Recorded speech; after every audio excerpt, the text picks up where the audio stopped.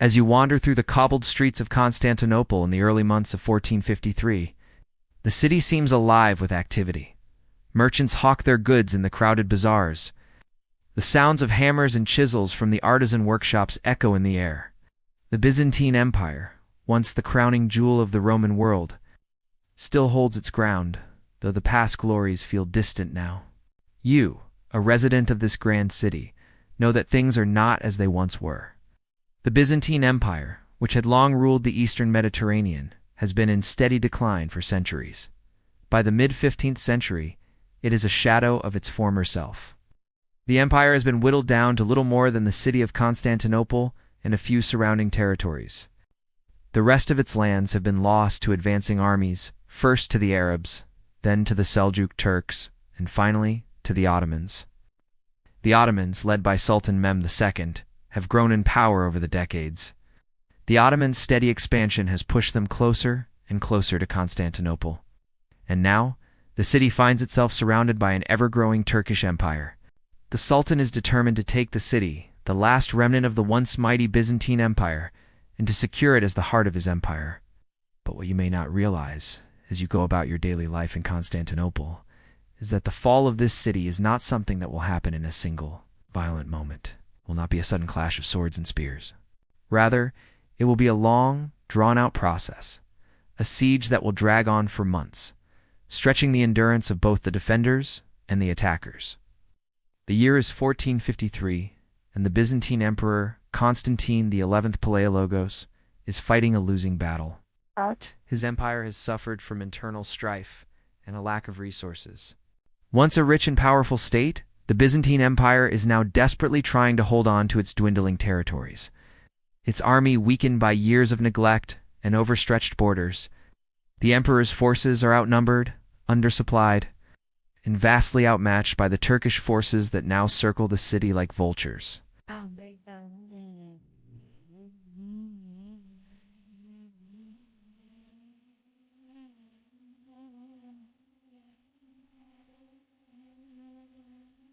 Despite this, Constantine XI is determined to fight on. His military is small, but experienced, and he has a loyal following among the people of Constantinople. However, the emperor knows that he cannot hold the city forever without outside help. For years, he has pleaded with Western Europe for aid, but these pleas have largely gone unanswered.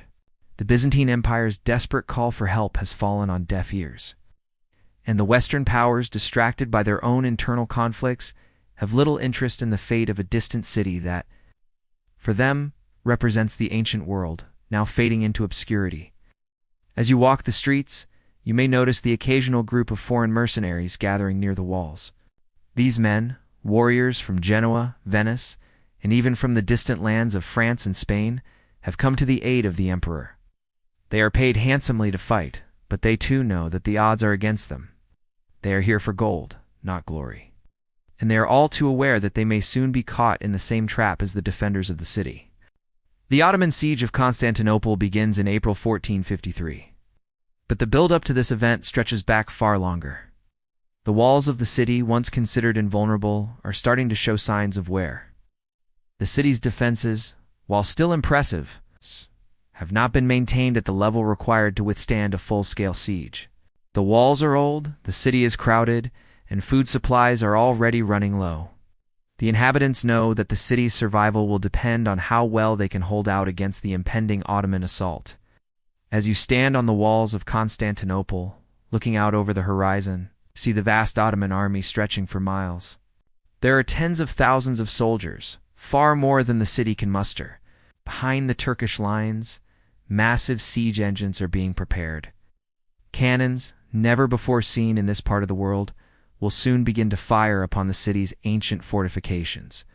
You wonder, how long will the walls hold? What will become of the people who have spent their lives here? Will the foreign mercenaries remain loyal, or will they flee at the first sign of trouble? And, perhaps most haunting of all, will the emperor be able to secure the help he so desperately needs? As the siege begins, the defenders of Constantinople must make their preparations. But as much as they prepare, there is a growing sense of inevitability in the air. The future of the Byzantine Empire seems uncertain at best. Would the unthinkable happen? Would the city fall? Would Constantinople, the ancient city of emperors and saints, finally succumb to the forces outside its walls? As the siege continues into the summer months of 1453, the atmosphere in Constantinople grows heavier with each passing day. The city, though still standing strong, is starting to feel the pressure of an enemy that refuses to relent. You walk through the streets and notice the gradual transformation of the once bustling metropolis into a place of tension, fear, and uncertainty. The once grand marketplaces are now eerily quiet, as merchants have fled or are unable to trade due to the Ottoman blockade. Food supplies are dwindling, and the prices of basic necessities skyrocket. The people of Constantinople, already weary from years of war and strife, are beginning to experience the true weight of a siege. The smell of dust and decay fills the air, mixing with the faint, acrid scent of smoke from the fires set by the Ottoman artillery. Each day brings new rumors, some of reinforcements coming from the west, others of terrible losses outside the city walls. No one knows for sure what will happen next, but everyone can feel the inevitability of it all. In the midst of this tension, the defenses of the city are slowly eroding. The walls of Constantinople, once considered impregnable, are taking the brunt of the Ottoman bombardment. The giant cannons, massive weapons designed and brought by the Ottomans, fire relentlessly, shaking the ground with their thunderous roars. These cannons, which have never been used in such a manner before, are capable of firing massive stone balls that shatter the thick stone walls, leaving large breaches in the defenses. As you stand atop the walls, you can see the destruction being wrought by these weapons. The once pristine fortifications are crumbling under the weight of Ottoman firepower. The cannons are not just bombarding the walls. They're pounding at the very heart of the city's defenses, tearing through the outermost layer of protection and making their way to the inner citadel. For the defenders, it's a slow, agonizing process. Each breach, each crack in the wall, is a reminder that the city's fate is slipping from their grasp. The defenders, led by Emperor Constantine the 11th, are determined to hold on. Constantine, a man of great courage and conviction, has been at the forefront of the defense. He is not just an emperor, he is a symbol of the last hope for the Byzantine Empire. But despite his resolve, there is a growing sense of desperation in his eyes. He knows that the Ottomans are relentless, and their numbers are overwhelming. In private moments, he must wonder if the city can truly hold out much longer. The Ottoman forces under Sultan Mehmed II are not just relying on their cannons. They are using every tool at their disposal to break the city's spirit. A network of tunnels is dug beneath the walls in an attempt to undermine the defenses. The Ottomans also employ psychological warfare, launching night raids and sending waves of soldiers to harass the defenders. These attacks, though not always successful, serve to wear down the morale of the defenders. They leave no room for rest, no moment of peace, and no certainty about what tomorrow will bring. Meanwhile, within the city, there is a growing sense of unease. The people of Constantinople are beginning to realize that they are on their own. The foreign mercenaries who had once been so eager to fight now seem less certain. Some begin to desert their posts, slipping away in the dead of night, fearing that their pay will not be enough to survive the onslaught. Others remain loyal, but there is an undeniable sense that their hopes of victory are quickly fading. You may notice the daily routines changing as well. The once vibrant streets now appear darker and more somber. People go about their tasks quickly, their faces tense, avoiding eye contact. There's little joy in the city anymore, only the grim determination to survive. You might hear whispers of some who are already preparing to leave, if they can find a way out, while others begin to secretly discuss the terms of surrender. Although none dare to speak it aloud, as food becomes scarcer, tensions rise. The people of Constantinople, ever resourceful, begin to ration supplies. And local markets are replaced by informal trade networks where even the smallest amounts of food are fiercely bartered. The effects of starvation become more apparent as the days go on. Children are the first to show signs of malnutrition, their faces hollow and eyes sunken. The sick and the elderly, those most vulnerable to the harsh conditions of the siege, are dying in greater numbers. Yet even as the walls begin to fall, there is still hope. Some residents cling to the belief that reinforcements from the west are on their way. For years, the emperor has sent desperate pleas for help to Europe. At times, these messages have seemed to receive attention, but nothing materializes. Now, some whisper that ships from Venice or Genoa might break the Ottoman blockade and bring much-needed food, soldiers, and supplies. It is the last glimmer of hope for the people, and yet as the days pass, the likelihood of such an intervention grows slimmer. The Western powers seem distant, uninterested in a far-off city that has little to offer them in return. Within the city, the leaders of the various factions try to rally the people. Patriarch Gennadius, too, the spiritual leader of the Orthodox Church, tries to invoke divine protection and speak of miracles. He urges the people to maintain their faith, to pray for deliverance from the enemy. But as the siege progresses, his words ring hollow to many. Faith alone cannot hold the walls together, and prayer cannot stop the Ottoman cannons from advancing. The Ottomans, meanwhile, continue their relentless assault. The Sultan Mehmed II, though young, has proven himself to be a shrewd and determined leader. He knows that his forces must wear down the city's defenses slowly. His patience is unmatched, and he is willing to wait for the opportune moment to strike. He believes that Constantinople is key to his empire's expansion. Its strategic location and wealth will provide the Ottomans with a much-needed foothold in Europe, as well as access to trade routes that could solidify their dominance in the region. As the days turn into weeks and the weeks into months, the defenders of Constantinople face a grim reality. With each day that passes, the situation grows worse. Yet amid the exhaustion and the fear, the citizens continue to hold on, hoping for a miracle. They have no choice but to keep fighting. But how much longer can they last? Will help ever arrive? Or has the city's fate already been sealed by the relentless Turkish advance? How long can they hold out against the overwhelming odds, the constant bombardment, and the psychological toll of the siege?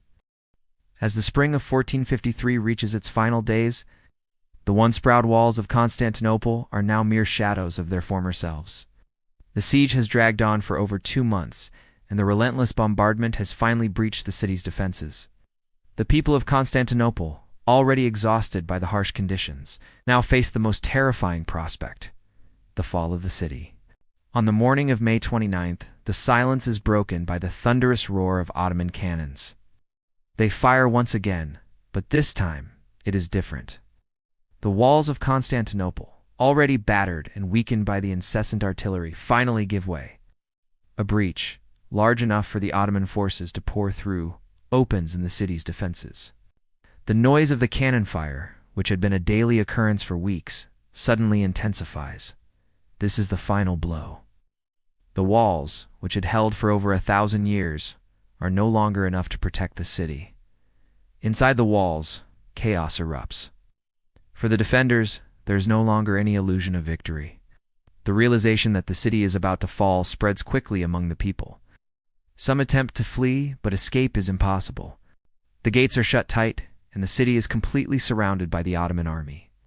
Others, including many of the foreign mercenaries, abandon their posts, fleeing to the rear in a last-ditch attempt to save themselves. Emperor Constantine XI Palaiologos, ever the symbol of resistance, fights valiantly to the end. Clad in his armor, he rides through the streets of the city, encouraging his soldiers and calling them to stand firm. But it is clear that the battle is lost. The defenders, once so hopeful, now know that their cause is hopeless. The emperor's efforts, as noble as they may be, are futile against the overwhelming power of the Ottoman forces. You can imagine the desperation in the air. The people who had once lived in the comfort of their grand city now fight for their very survival. The noise of the battle grows louder as the Ottoman troops begin their assault on the inner parts of the city. The foreign mercenaries, most of whom had been promised a hefty reward for their efforts, are some of the first to retreat, abandoning their posts and leaving the Byzantines to face the Ottoman onslaught alone. The city's defenders, though outnumbered and outgunned, put up a valiant fight. But their defenses are weak, and the Ottomans' superior numbers and artillery overwhelm them. Sultan Mehmed II, who has been overseeing the siege from his command tent, orders his troops to push forward into the heart of Constantinople.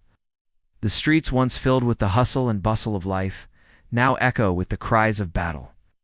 It is a brutal, chaotic scene as the Ottomans pour into the city and the defenders are slowly overwhelmed. the city's key positions fall one after another. The Hagia Sophia, the great church that had stood as a symbol of the Byzantine Empire for nearly 1,000 years, is taken. As the Ottoman soldiers breach the inner sanctum, the last vestiges of the Byzantine Empire crumble. The walls of Constantinople, once thought to be impenetrable, now lie in ruins. The city, once the pride of the Eastern Roman world, is now the prize of the Ottoman Empire. Emperor Constantine XI, recognizing that the city is lost, makes one final, desperate attempt to rally his people. He leads a small band of loyal defenders to the gates, but they are met with overwhelming force. It is here, in the final moments of the battle, that the emperor falls. Some say he died fighting at the walls, while others claim he threw himself into the fray, refusing to be captured. Regardless of the exact details, Constantine XI becomes the last Byzantine emperor. Dying in the streets of his city, his blood mingling with the dust of the fallen. As the Ottomans flood the streets, the survivors, those who remain, are left to face an uncertain future. The city of Constantinople, after a history that spanned over 1,000 years, is no longer in Byzantine hands. It is now part of the Ottoman Empire, and it will never be the same again. For the people of the city, the fall of Constantinople represents more than just the loss of a political entity. It is the end of an era. The Byzantine Empire, which had once been the last vestige of the Roman world, has been extinguished. The centuries of history that had shaped the city's culture, its art, and its identity all come to a violent end. The impact of the fall extends far beyond the walls of the city. The Ottoman Empire, now in control of Constantinople, gains a strategic foothold that allows it to expand further into Europe and Asia. The city, named Istanbul, becomes the new capital of the Ottoman Empire, and its transformation is swift. The Hagia Sophia, once a grand Orthodox cathedral, is converted into a mosque, symbolizing the dominance of the new rulers. For Europe, the fall of Constantinople represents a turning point. It marks the end of an ancient rivalry between the Christian Byzantine world and the rising Islamic Ottoman Empire. The loss of Constantinople sends shockwaves across the continent, as many fear that the Ottomans will continue their march westward, threatening the Christian states of Europe. But despite the immediate despair, the fall of Constantinople also leads to significant changes in the world. The loss of the city prompts a shift in trade routes. And European powers, seeking new paths to the east, turn to the seas, eventually leading to the age of exploration. Columbus, Vasco da Gama, and others will soon seek new routes to Asia, forever changing the course of history. For the survivors of the siege, life under Ottoman rule is uncertain. Many will be forced to convert to Islam or live as second-class citizens. The Greek Orthodox Church, which had been the spiritual heart of Constantinople, will continue to exist, but under the watchful eye of the Ottomans. Yet, amid the ruins, some aspects of Byzantine culture will endure, preserving fragments of the empire's legacy in the centuries that follow. As you reflect on the fall of Constantinople, you realize that its significance extends far beyond the immediate events of the siege. The collapse of this great city marks the end of an era, but it also sets the stage for the rise of new powers and new ideas. The world is forever changed by the fall, and its legacy endures, even in the most unexpected of ways. And so, as the city of Constantinople falls, you might wonder, what would life have been like for those who survived the siege? How did the fall of such a storied city influence the generations that followed? And what lessons can we learn from the demise of an empire that once stood as a beacon of civilization? This is the story of the fall of Constantinople, the end of an empire, and the dawn of a new world. Before the siege, before the thunderous cannons and the crumbling walls, life in Constantinople continued as it had for centuries. The city, perched on the Bosporus Strait, had long been a crossroads of civilizations, a city where East met West, where cultures blended, and where the daily rhythms of life shaped the course of history. For the average citizen, life was filled with the mundane. The ordinary, a constant ebb and flow of work, worship, and survival. As you wander through the busy streets of Constantinople before the fall, you might find yourself drawn to the bustling marketplaces. The Grand Bazaar, a labyrinth of narrow alleys and vibrant stalls, is a hub of activity. Merchants from all over the known world come here to trade their good spices from India, silks from China, and grain from the fertile plains of Anatolia. The air is thick with the scent of exotic spices, the sharp temps of freshly baked bread, and the salty breeze from the sea. The Byzantine Empire, once a mighty force in the world, has seen better days. The glory of the Roman Empire is a distant memory, and the empire now finds itself shrinking, squeezed by both external enemies and internal corruption. Yet life within Constantinople remains relatively stable, at least for those fortunate enough to be born into the city's complex social hierarchy. For the average citizen, a typical day begins at dawn. The streets are already alive with activity as vendors set up their stalls, craftsmen begin their work, and the city's military presence patrols the walls. It is a time before the looming threat of the Ottomans, when Constantinople still stands as the center of the Christian Byzantine world.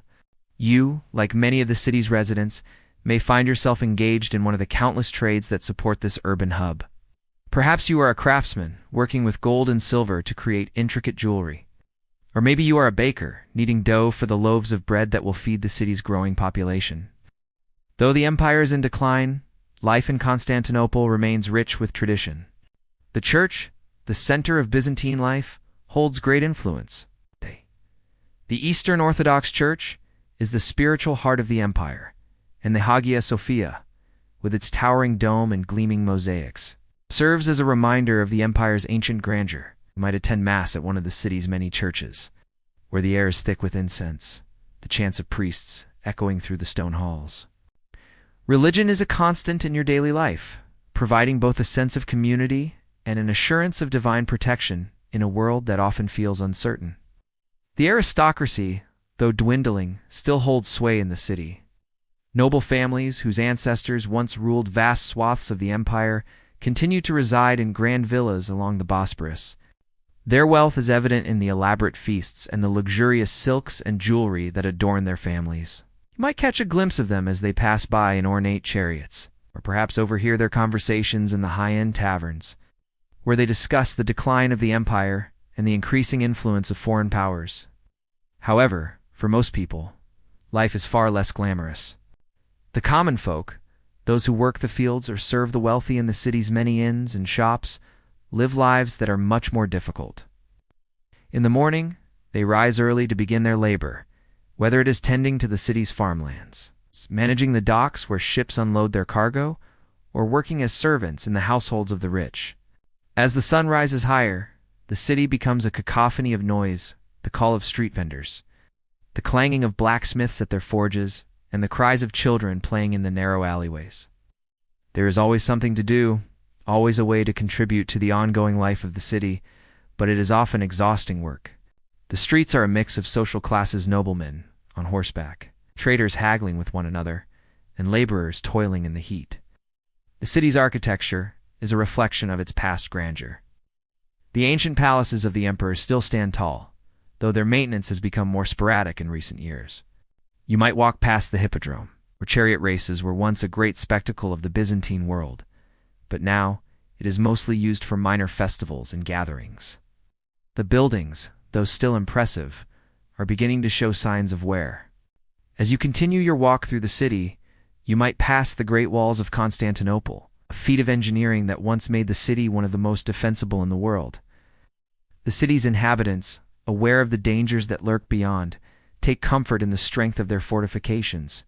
The walls have stood for centuries, and though the empire's influence is waning, many still believe that the walls will hold. There are rumors of coarse whispers of Ottoman forces advancing, of foreign mercenaries coming to the city's aid, of the emperor sending letters to Europe begging for help. But for now, these are just rumors. For the average citizen, the daily grind of life continues, punctuated by the steady rhythm of work and prayer. Yet as the day wears on, you might begin to notice the subtle signs of a world in decline. The streets once filled with travelers from across the empire now feel quieter. The once bustling harbors are less crowded as fewer ships make their way to Constantinople. The markets, too, seem quieter. Goods are more expensive, and merchants have fewer wares to sell. Even the emperor's court seems distant, as the elite of the empire focus more on political infighting than on securing the future of their people. Though life continues as it always has, there is an underlying sense of unease, a feeling that things are not as they once were. As you return home at the end of the day, you may reflect on the day's events on the streets, the markets, the endless cycle of work, and the looming presence of the church. Life is, for the moment, manageable. But you cannot help but wonder what the future holds. Will the empire continue its slow decline, or will there be a resurgence? And if the walls do fall, what will become of the people who call Constantinople home? The days following the events of ordinary life in Constantinople are filled with a growing sense of unease. The life you once knew in the city, though familiar, is subtly changing. Although Constantinople still retains its splendor, signs of its decline are becoming increasingly apparent as the Byzantine Empire struggles to maintain its former power and grandeur. Walking through the streets of the city now, you might notice the small cracks that have begun to form in the veneer of stability. The once dominant Byzantine military, once a feared force across the Mediterranean, is now a shadow of its former self. Recruitment is down, and morale is low. The empire is struggling to maintain a cohesive force to defend its ever-shrinking borders. The number of men volunteering for military service has dwindled, as many of the peasants who once filled the ranks of the army are now focused on trying to survive in a city that no longer seems as prosperous as it once did. It's the Byzantine army, once so renowned for its skill and tactics, now faces difficulty in maintaining its numbers and equipping its soldiers with the necessary resources. Behind the scenes, the political structure of the empire is in disarray. The emperor's court, once filled with intrigue and grandeur, now feels like a shell of its former self. The Emperor Constantine the 11th, who leads with what little strength he can muster, is far removed from the lavish displays of power seen during earlier times. In his court there are whispers of discontent, of rival factions vying for influence, and of petty bickering between the remaining noble families who have watched their fortunes slowly diminish. The emperor's ability to govern effectively is hampered by these internal divisions. His attention is often distracted by the urgent need to raise funds and resources to keep the empire afloat. The nobility, too, is struggling. Though they still maintain their wealth and influence, they have increasingly turned inward, focusing on protecting their dwindling estates rather than on defending the empire as a whole. You see many of the aristocracy retreating into their palatial homes, away from the busy streets. Their lifestyles remain luxurious, but they are more concerned with their own survival than with the broader fate of Constantinople. Wow. They know that the days of imperial glory are behind them, and they have begun to act accordingly, consolidating what power they can hold on to. As you continue through the city, you may notice the walls of Constantinople, which had once symbolized the empire's strength, are now showing signs of wear. The grand fortifications that had once kept invaders at bay are in need of repair. But there are few resources available to address the problem. The once proud walls, which had withstood countless sieges over the centuries, now seem more like a testament to past triumphs than a symbol of present-day strength. The defenders stationed at the walls are fewer in number, and you overhear conversations about how long they could possibly hold against an army with modern artillery and tactics.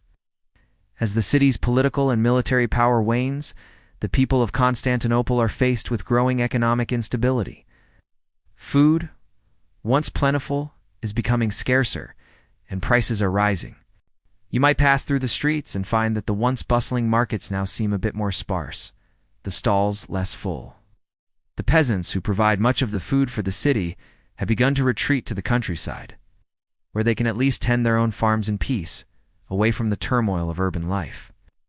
As a result, the supply of goods that reaches the city is shrinking, and many are starting to panic. The cost of a loaf of bread rises each day, and you hear rumors of famine in the surrounding areas. The wealthy are not immune to these pressures either.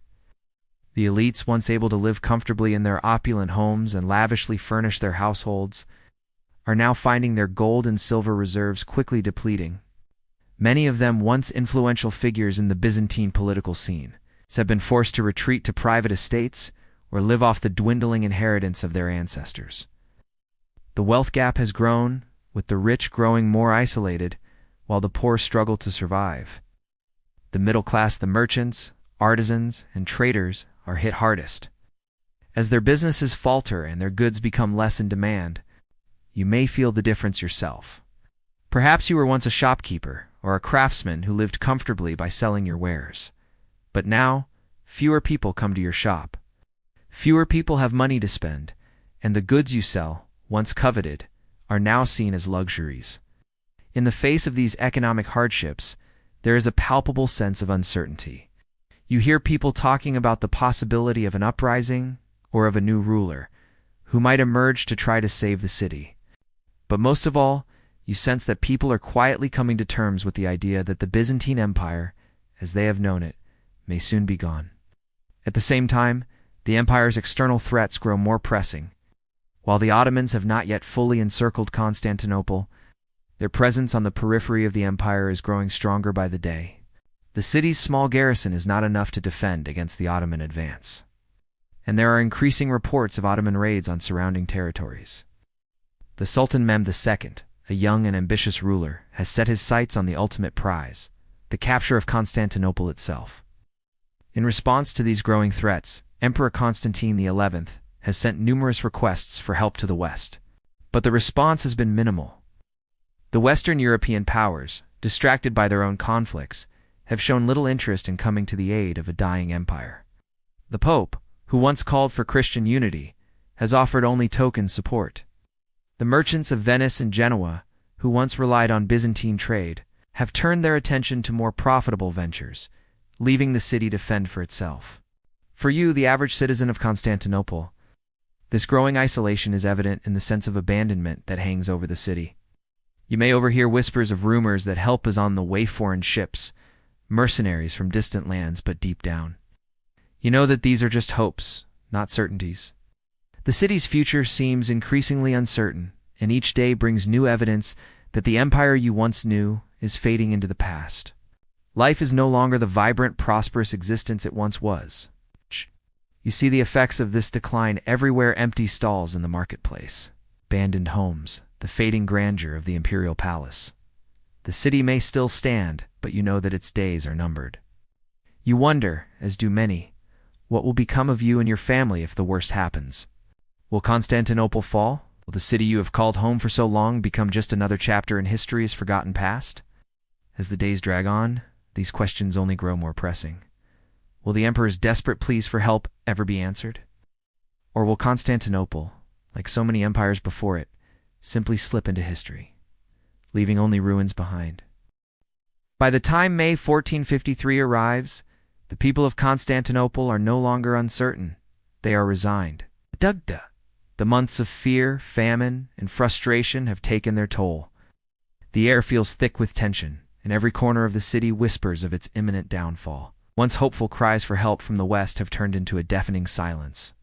The merchants, who once hurried through the marketplaces with excitement and anticipation, now move in shadows, their voices barely heard as they exchange goods for whatever little currency is still valid. The people of Constantinople are now aware that help will not come. Even as the Sultan's forces continue to press the siege, there is no sign of the reinforcements they had been promised. The Western powers are absorbed in their own affairs, and the pleas of the emperor fall on deaf ears. The Byzantine Empire is like an aging body clinging to life, but unable to withstand the disease spreading through it. Amidst the decline, the Emperor Constantine XI continues to lead. Not just as a ruler, but as a figurehead for what little hope remains. He knows that his people rely on him, but he also knows the truth that there is no miracle coming.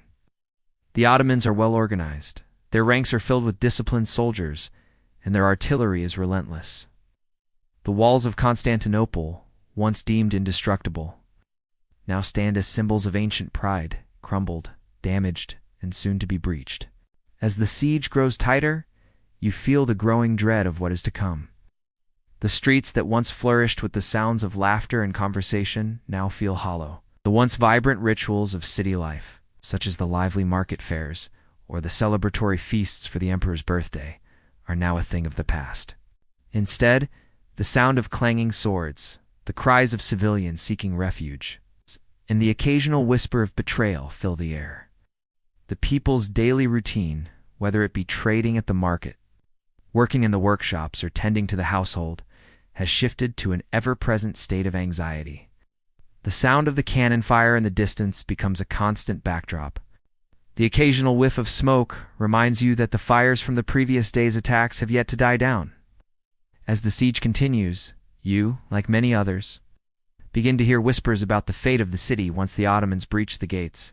The once proud citizens of Constantinople, its ancestors had built this city from the ashes of the Roman Empire, now wonder if they will be forced into submission, become part of a new foreign empire, or be cast aside like rubble. Would they be slaughtered, captured, or would they somehow survive? One day the news comes. The walls are breached. The Ottoman forces, their ranks bolstered by the firepower of the cannons, have broken through. The outer defenses have crumbled, and now it's only a matter of time before the gates open wide and the city is flooded with invaders. Panic erupts in the streets. Families scatter in every direction, seeking refuge wherever they can. You, too, feel the surge of fear as the inevitability of the situation finally becomes real. It's all coming to an end. The emperor, seeing that further resistance would be futile, leads his remaining forces to defend the inner sanctum of the city. His valiant stand is a final, desperate act of defiance. Constantine XI, though tired and worn, refuses to abandon his city. He is not the emperor of a vast empire anymore, but the last beacon of a dying civilization. In his heart, he still believes that there is honor in standing firm, perhaps even redemption, but he knows in his mind that Constantinople cannot survive. As the battle rages on, it's clear that the defenders, already exhausted and outnumbered, are beginning to lose ground. The Ottoman soldiers pour through the breach, their flags waving high as they push further into the city. The desperate cries of the defenders blend with the chaos, but it becomes apparent that the resistance is dwindling. Through the chaos, you, like many others, take refuge in whatever places of shelter you can find. Perhaps it's a small house, perhaps a church, or a shop where you once worked. The city, which was once so familiar to you, now feels like a foreign place, where old landmarks no longer offer comfort, but rather a bitter reminder of what is being lost. At some point, the inevitable happens.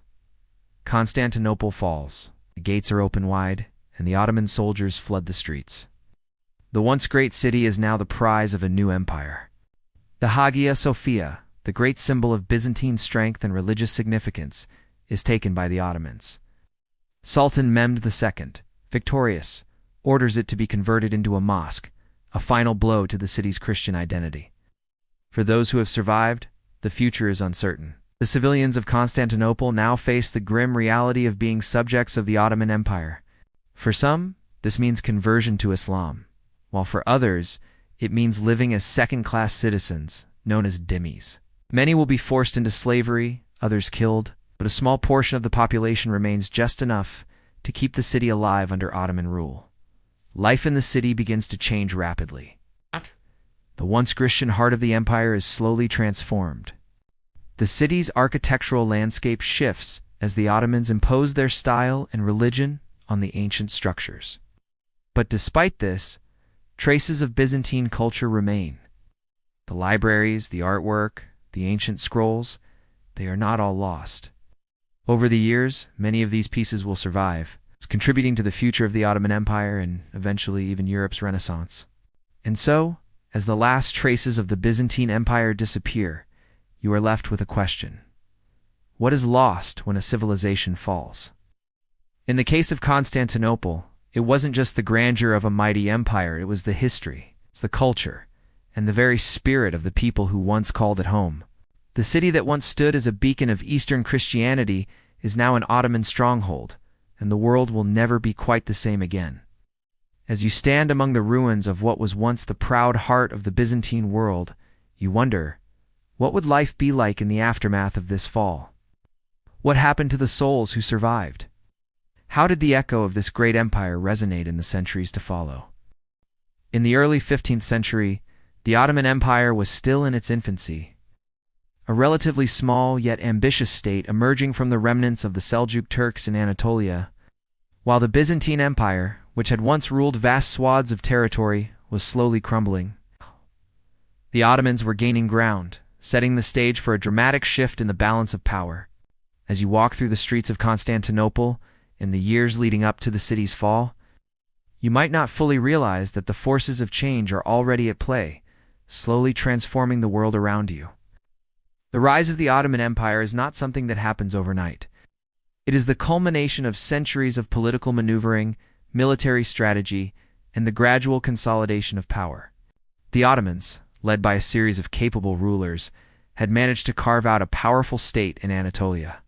Their rise began in earnest with the leadership of Osman I, the founder of the dynasty in the early 14th century.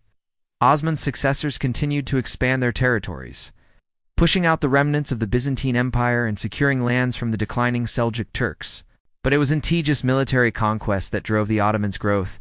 It was a unique combination of diplomacy, strategic alliances, and an understanding of the shifting political landscape of the time. As you walk through the cities of Anatolia, you see the beginnings of what will become one of the most powerful empires in history. The Ottoman army is building its reputation, not just on sheer strength, but also on adaptability. Their military tactics evolve with each victory, and they begin to incorporate new technologies, like the use of gunpowder artillery, which will prove crucial in their future campaigns, including the siege of Constantinople itself.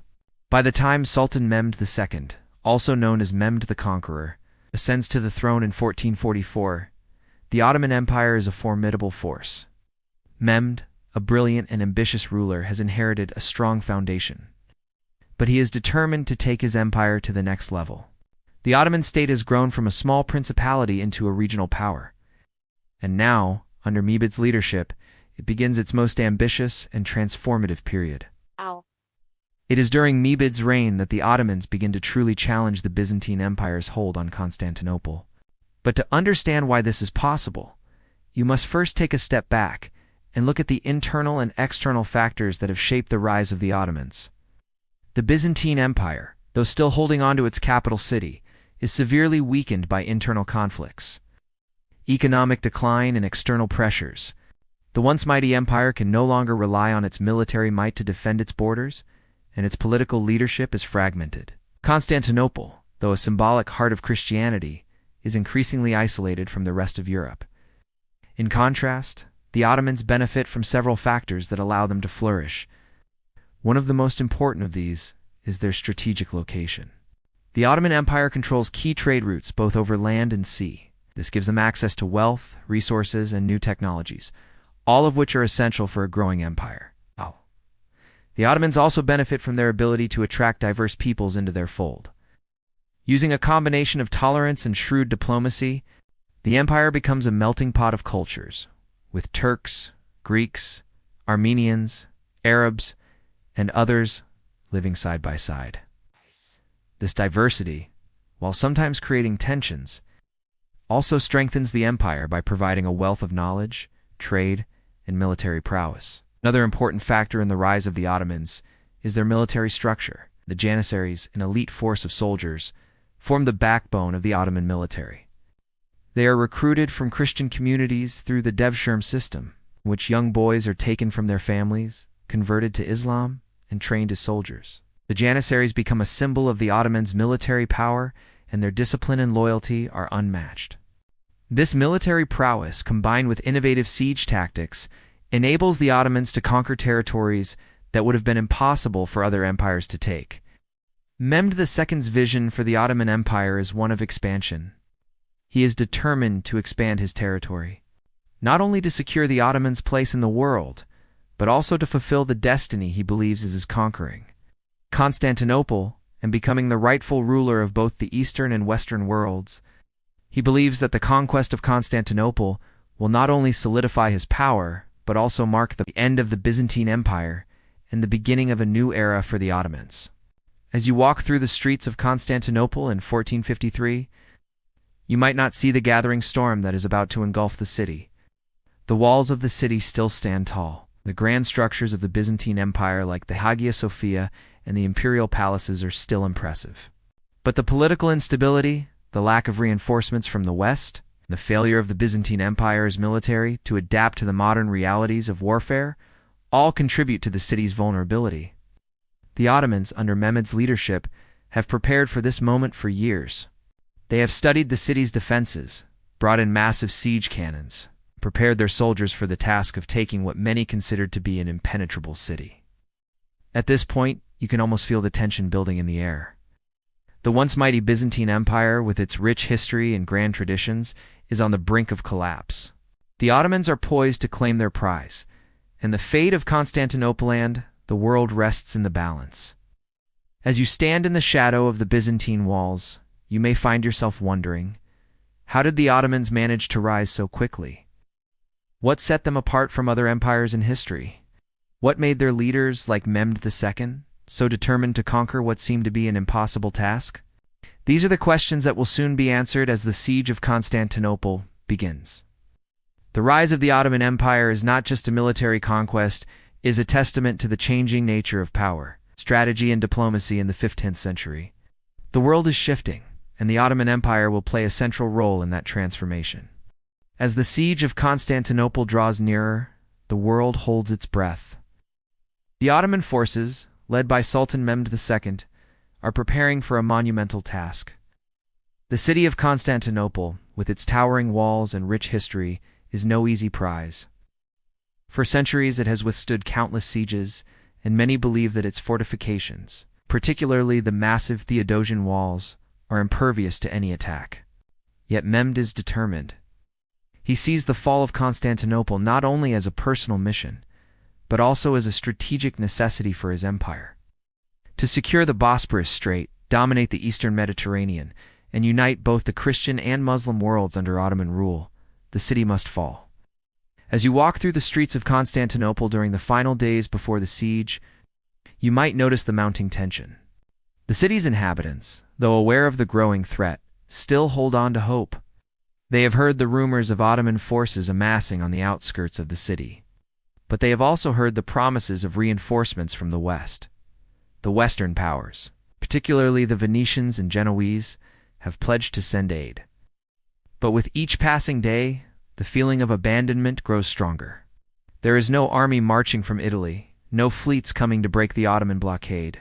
In the meantime, the Ottomans are preparing for a battle that will redefine history. Mehmed, known for his brilliance as a strategist, has studied the city's defenses for years. He is aware of the strengths of Constantinople's fortifications, but he is also keenly aware of their weaknesses. The Theodosian walls, though formidable, are not invincible. In particular, the walls' greatest strength lies in their height and thickness, but the Ottoman artillery can pierce them with ease. Mehmed's forces are not just bringing regular siege weapons, they are bringing something unprecedented. Massive cannons capable of firing stone balls weighing several tons. The Ottomans have secured the services of the famed Hungarian engineer Urban, who has developed these gigantic cannons. Urban, a former servant of the Hungarian king, defected to the Ottomans when he saw that his talents were being ignored in Europe. He has crafted some of the largest cannons ever built, capable of launching massive projectiles over great distances.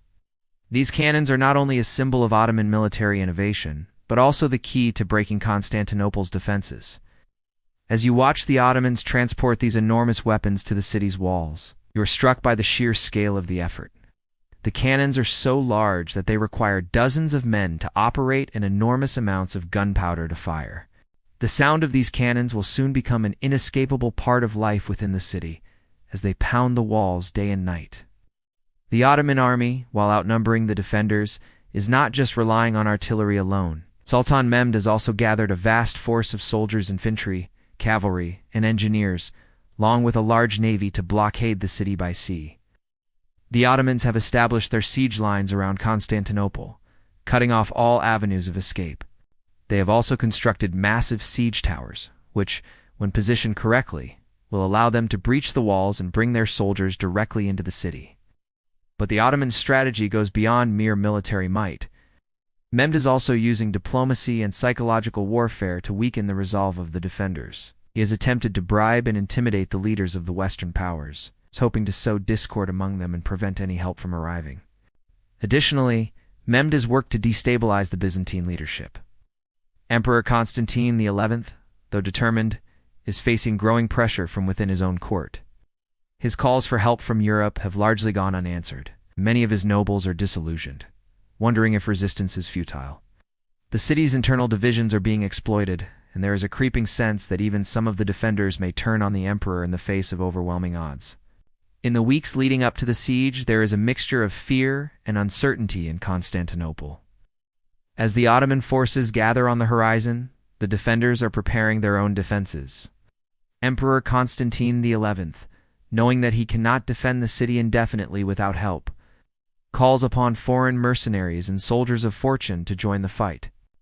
A small group of these soldiers comes from the west, particularly from Italy and Genoa, though their numbers are far fewer than what was originally hoped for. Still, these men bring with them vital expertise, particularly in naval warfare, where the Byzantines are lacking. However, even with this foreign assistance, the odds are stacked against the city. The citizens of Constantinople, meanwhile, go about their daily lives, though now with a sense of impending doom hanging over them. The once bustling marketplaces are quieter, and the sounds of music and celebration, which once filled the streets, have been replaced by whispers of what is to come.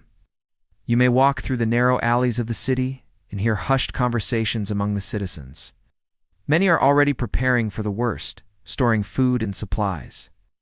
Though it is clear that the city's resources will not last long under siege, the final days before the siege are filled with rumors, some of an imminent attack. Others of reinforcements arriving from the west.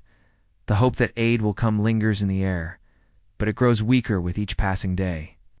Even the foreign mercenaries, who were once eager to fight, begin to waver. Some of them, fearful for their lives, start to slip away in the dead of night, disappearing into the shadows. Others remain, but their morale is clearly shaken. The defenders are outnumbered, under-equipped, and increasingly uncertain about their future. By the time the Ottoman artillery begins to fire, it is clear that the end is near. The first thunderous blasts of the massive cannons shake the very foundations of Constantinople. The ground trembles beneath your feet as the stone balls strike the ancient walls, sending dust and debris flying through the air. For the defenders, it is a terrifying sight. The once impregnable walls are no longer the fortress they once were. Every strike from the Ottoman artillery chips away at their resolve, and the cracks in the city's defenses grow wider with each passing day. As the siege progresses, you might notice the gradual shift in the atmosphere. The hope that the city's ancient walls will hold is slowly being replaced with a realization that the end is inevitable.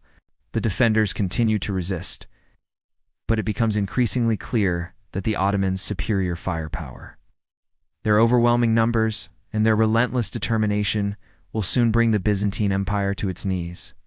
Mehmed's strategy, which combines military innovation with psychological warfare and diplomacy, is proving successful. The siege is not just a battle of armies, it is a battle of wills. The Ottomans are determined, patient, and willing to use every tool at their disposal to bring the city down. And as the days drag on, it becomes apparent that Constantinople, once the heart of the Byzantine Empire and a beacon of Christianity, is on the brink of collapse. The final days of the siege are filled with chaos, fear, and the haunting certainty that Constantinople will soon fall. As the massive Ottoman cannons continue to pound against the ancient walls, the defenders of the city, once so full of hope, now find themselves faced with an impossible task. Sultan Mehmed II, whose army has been meticulously preparing for this moment for months, is closing in on his prize. The city that has stood for over 1,000 years is on the verge of destruction, and the fate of its inhabitants hangs in the balance. The cannons fire relentlessly, their thunderous roars shaking the very earth beneath your feet. Each strike leaves a new breach in the walls, each one widening the gap between survival and defeat. The defenders, tired, hungry, and demoralized, continue to fight. But the overwhelming power of the Ottoman forces is beginning to break their spirit. The sheer size and strength of the Ottoman army are unmatched. Mehmed's troops, having encircled the city from all sides, are closing in. The air is thick with the smell of smoke, and the distant echoes of cannon fire are punctuated by the screams of soldiers and civilians alike. It is a city on the edge, teetering between life and death. Amid the destruction, Emperor Constantine XI remains a symbol of resistance. Though his army is vastly outnumbered, he leads his troops from the front, rallying the defenders with the same courage that has defined his reign. His determination, however, is no match for the overwhelming force of the Ottomans. His pleas for reinforcements from the west have gone unanswered, and his last hope, Western Christian aid, has proven to be a distant dream. The emperor fights valiantly, but as the Ottomans breach more sections of the wall, it becomes clear that the city cannot hold out much longer. The city is now divided. The streets that once bustled with life are now filled with panic. People scramble to find shelter, desperately trying to escape the advancing Ottoman forces. Families are torn apart as they flee in every direction. The foreign mercenaries, who had once bolstered the defenses, are now deserting their posts, slipping away in the dark of night. Some are afraid, others are disillusioned, and a few are simply looking for a way out of the carnage. The defenders, meanwhile, continue to fight, knowing that they cannot win, but refusing to surrender without a fight. As the Ottomans pour through the breaches in the walls, the final hours of the city unfold in a blur of violence and despair. The defenders, knowing they are on the losing side, make their last stand at the heart of the city. But even they, armed with nothing but their courage, cannot halt the tide of the Ottoman army. The Sultan's forces move relentlessly through the city, breaking into homes, plundering the treasures of the once great empire, putting the inhabitants to the sword or into captivity. The fall of Constantinople is not just a military defeat, it is a moment of profound cultural and spiritual loss. The city that was once the proud seat of the Byzantine Empire, the guardian of Eastern Christianity, is now under the control of the Ottomans. The Hagia Sophia, the great cathedral that had stood as a symbol of the empire's religious and cultural identity for over 1,000 years, is taken by the invaders. Sultan Mehmed II orders it to be converted into a mosque. And it is here, at the heart of the city, that the Ottoman flag is raised for the first time. The transformation is swift. What was once a center of Christian worship becomes a symbol of Ottoman rule, an emblem of the empire's dominance. For those who survive, the days that follow are filled with uncertainty. The Ottomans imposed their rule over the city, but they also recognized the value of Constantinople as a strategic hub for trade and culture. Sultan Mehmed II moves quickly to establish order, though his victory comes at a tremendous cost. Many of the surviving citizens of Constantinople are forced to convert to Islam or live as second-class citizens. Some are taken as slaves, others are allowed to remain, but the city is forever changed. The Byzantine Empire, once the dominant force in the eastern Mediterranean, is no more. The people of Constantinople, like so many empires before them, must now adapt to a new world order. The aftermath of the fall of Constantinople has far-reaching consequences, not just for the city, but for the entire world.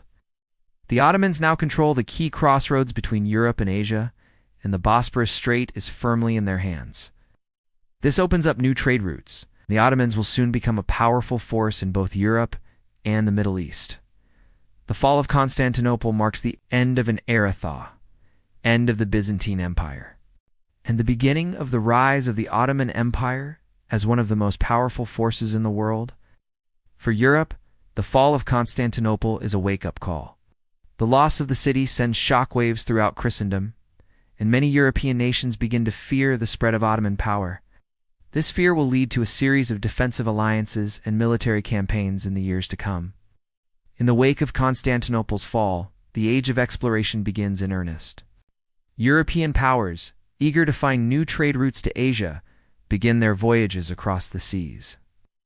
Columbus will soon sail westward in search of a new path to India, and Vasco da Gama will chart a route around Africa to reach the east. The world is changing. The legacy of the fall of Constantinople will reverberate through history for centuries to come. For the survivors of the city, the fall marks a personal and collective tragedy. Many will find themselves under Ottoman rule, adjusting to life in a foreign empire. The city, once a beacon of Christian civilization, will become the center of a Muslim empire, and its identity will be forever altered. Yet despite the losses, the city of Constantinople, now Istanbul, remains a vibrant cultural and economic center. The Ottomans, for all their conquest, are quick to recognize the value of the city's history.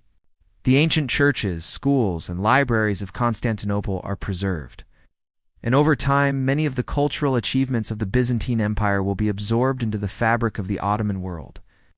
As you walk through the streets of Istanbul, you might reflect on the changes that have taken place in this city. What was once the heart of the Byzantine Empire is now a symbol of Ottoman power. The clash of cultures, the passing of empires, and the shifting tides of history have all left their mark on this city. And yet, Despite the fall, something of the past remains.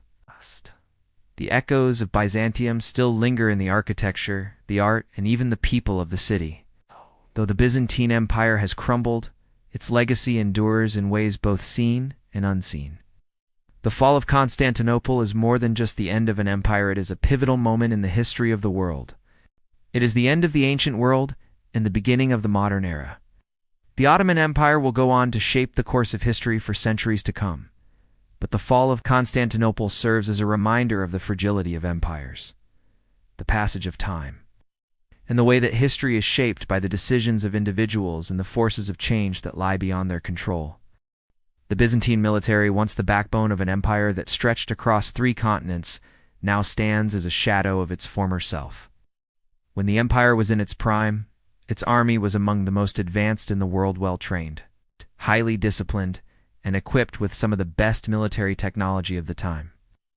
But by the early 15th century, the military strength that once held the empire together had begun to erode. What happened? How did an empire once known for its military might slowly lose its ability to defend itself?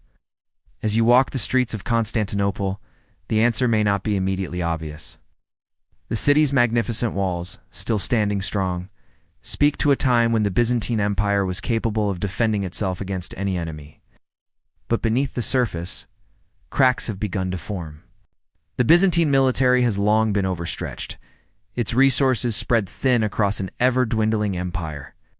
While the walls of Constantinople still stand as a reminder of past strength, the empire's ability to maintain a formidable military presence in the field has waned.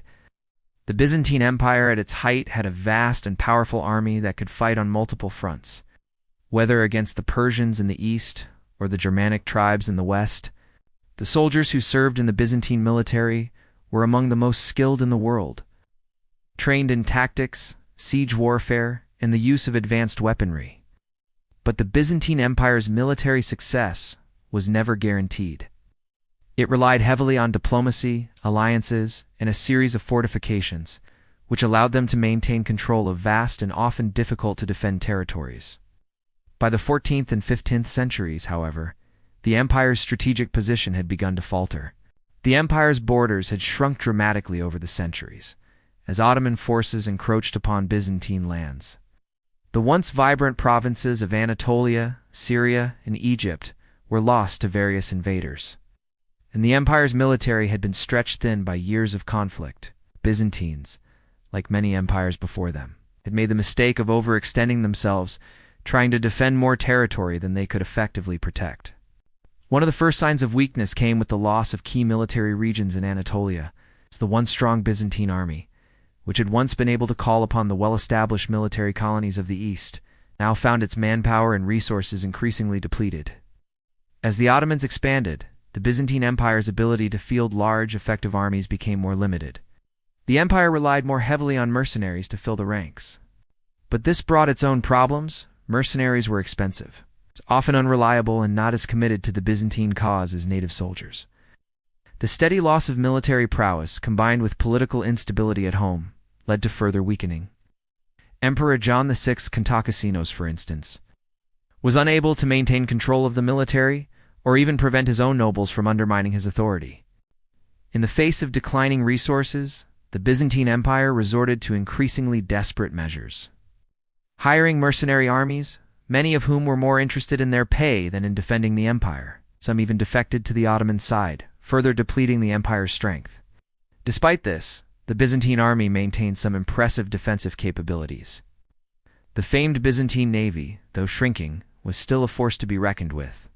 The Byzantine fleet was capable of defending Constantinople against some naval incursions, and it played an important role in the defense of the city. Yet the navy's resources were increasingly stretched. The financial instability of the empire made it difficult to maintain and expand the fleet, and the city's defense strategy relied more heavily on the strength of its walls than the capabilities of its navy. As the Ottoman forces advanced on Constantinople in the mid-15th century, the city's military leaders were faced with the difficult task of rallying a defense that had been undermined by years of neglect. The Byzantines could no longer count on the large, well-coordinated armies that had once been their hallmark. Instead, they faced an Ottoman army that was highly organized, well-funded, and equipped with modern artillery. You can imagine walking through the streets of Constantinople during the early months of 1453. The atmosphere is one of rising tension. Sounds of work in the workshops and the bustling streets are accompanied by a palpable sense of anxiety. The citizens of the city, who have lived under the shadow of foreign threats for years, know that the empire is weak. The Ottoman forces, led by Sultan Mehmed II, are gathering just outside the city. The Byzantine military is preparing for a final defense. But even as the defenders prepare for the siege, they know deep down that the odds are stacked against them. The military that once stood strong has been slowly worn down by years of overextension, internal division, and external threats. The realization is clear. The Byzantine military, once an empire's greatest asset, is no longer strong enough to protect Constantinople. The military's failure to adapt to the changing nature of warfare is another crucial factor in its decline. For centuries, the Byzantine military had relied on its traditional strategies, which emphasized heavy infantry, cavalry, and siege tactics. But by the 15th century, new technologies were transforming the nature of warfare. The Ottomans, led by Mehmed II, embraced the use of gunpowder artillery massive cannons, capable of destroying even the strongest fortifications. These cannons would become the primary tool in the Ottoman siege of Constantinople. And the Byzantines had no real answer to this new form of warfare. Their traditional reliance on walls, ships, and mercenaries was no longer enough to keep them safe from the Ottoman onslaught. In the face of this mounting threat, the Byzantine military had no choice but to rely on foreign mercenaries, a solution that only delayed the inevitable. The hope was that reinforcements from Western Europe might provide the additional manpower needed to defend the city. But these hopes were dashed as Western nations became increasingly preoccupied with their own struggles. The Byzantines were left to fight alone, with a military that had been hollowed out by years of financial instability, corruption, and overextension. It is in this context that you can feel the weight of the impending siege.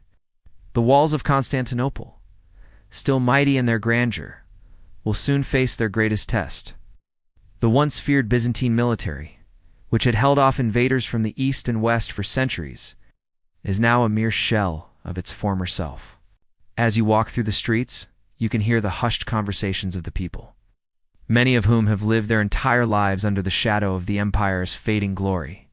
They know that the fall of Constantinople is near, but they do not yet fully understand the consequences of that fall.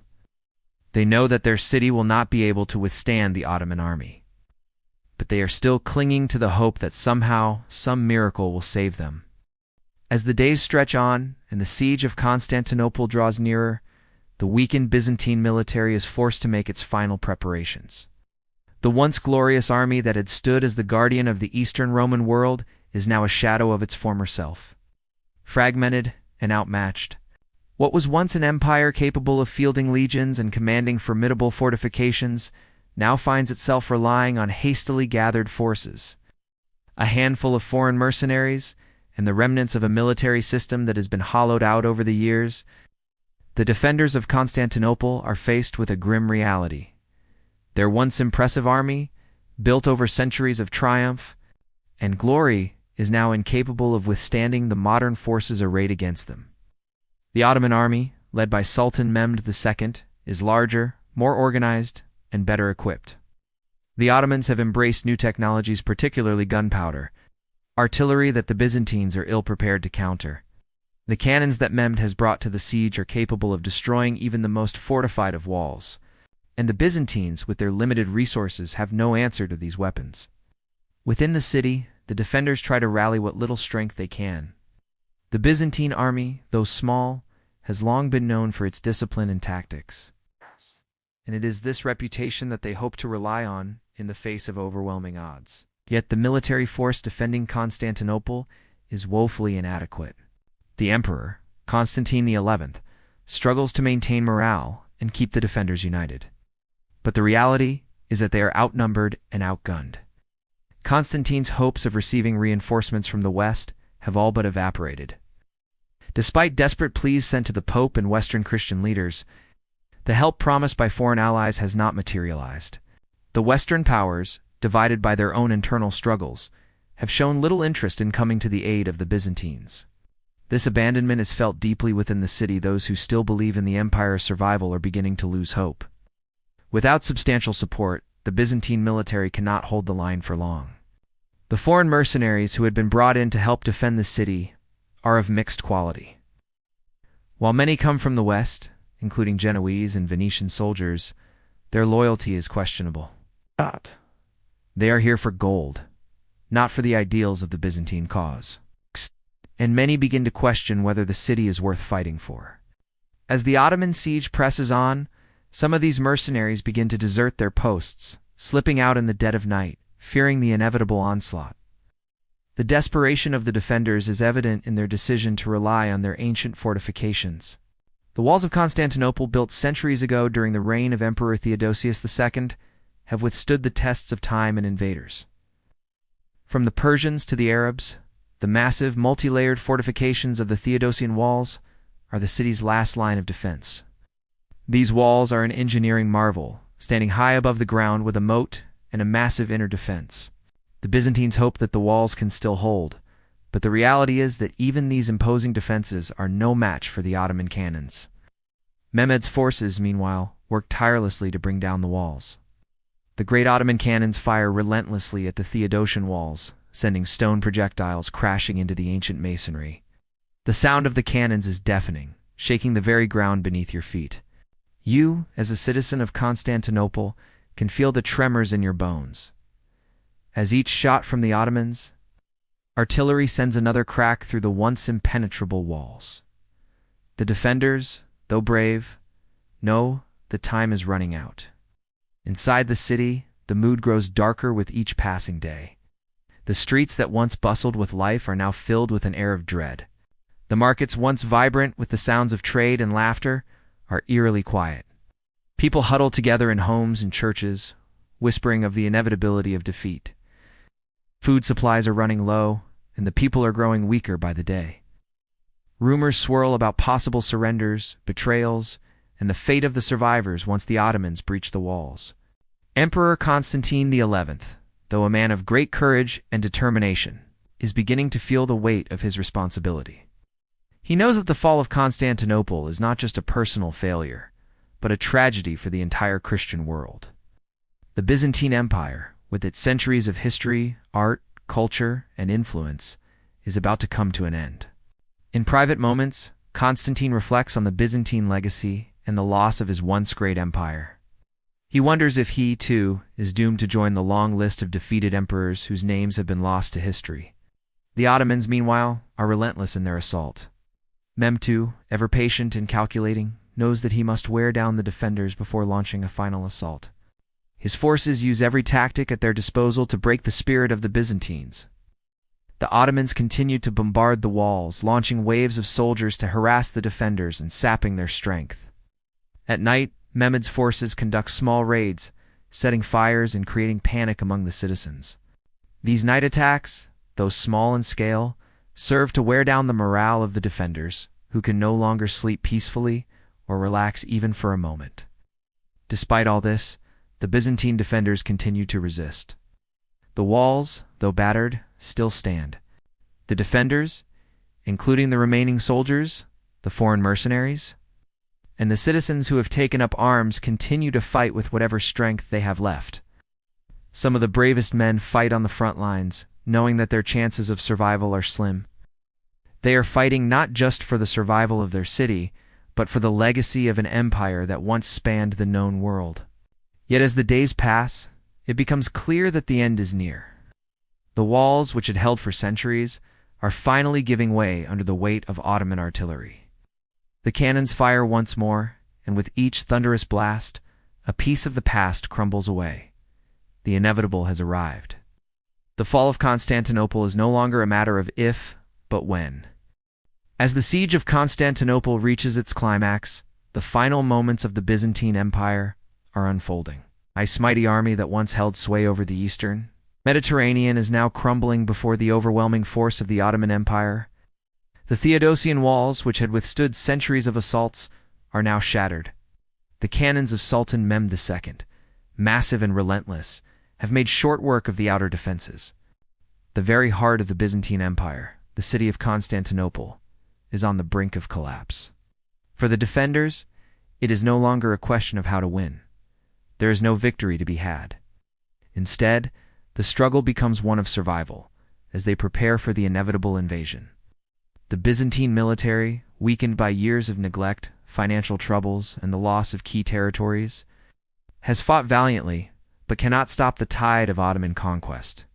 Emperor Constantine XI, determined to stand with his people to the very end, has led his forces with courage. But even he knows that this is the last stand.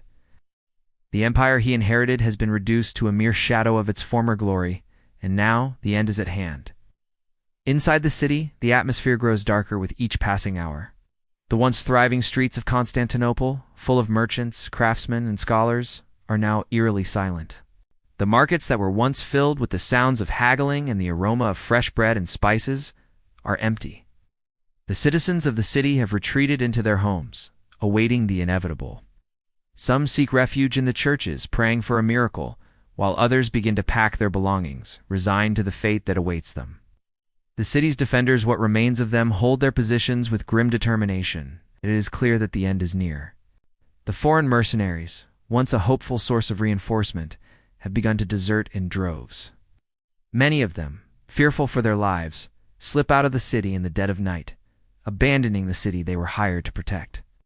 The Byzantine soldiers, though loyal, are worn thin, their spirits dampened by the constant bombardment and the unrelenting pressure of the Ottoman forces. As the Ottomans breach the final defenses, the Byzantine army makes one last desperate attempt to hold the line. The Ottoman forces now flooding the city are too many to resist.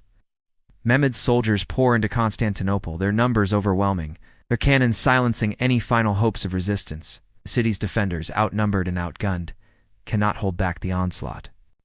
The final battle is a chaotic and bloody affair. The defenders fight with the courage of those who know they are fighting for their very survival. But they are no match for the might of the Ottoman army. The emperor himself, Constantine XI, leads his soldiers into the fray, determined to die fighting rather than surrender. Some say that he fought to the very last, his sword raised in defiance as he charged into the ranks of the Ottomans. Others say that in the final moments he disappeared into the crowds, unwilling to be captured alive.